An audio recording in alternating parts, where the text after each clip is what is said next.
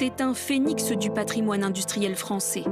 70 mètres de long, 23 mètres de hauteur, cette cathédrale d'acier a abrité tout un pan de l'histoire aéronautique.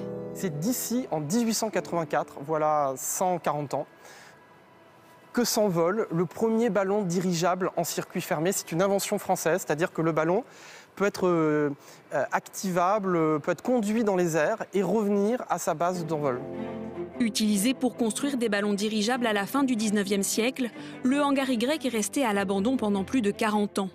Il renaît enfin de ses cendres après plusieurs années d'un chantier colossal. Mais dans sa nef, ni avion ni ballon désormais, à leur place des œuvres suspendues comme cette représentation argentée, imitant la forme d'un dirigeable signé de l'artiste coréenne Lee Bull. Sur la terre ferme, les visiteurs déambulent eux dans une autre dimension, celle générée par ce casque de réalité virtuelle qui les ramène aux heures de gloire du hangar. C'est maintenant que je vous parle du cœur de nos recherches. Rendre des ballons dirigeables. Vous pouvez voir la réalité virtuelle et d'autres choses autour de vous en même temps. La partie digitale se superpose au monde réel. J'en sais bien plus maintenant. Je n'avais pas réalisé le rôle du hangar ici.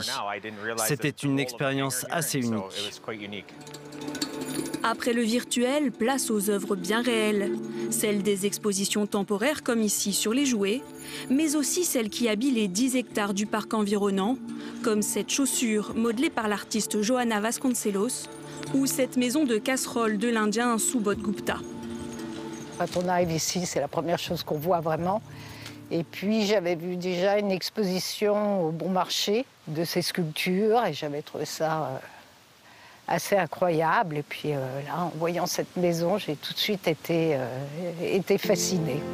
Avec plus de 220 000 visiteurs depuis sa réouverture en mars 2023, le hangar Y a définitivement pris son envol.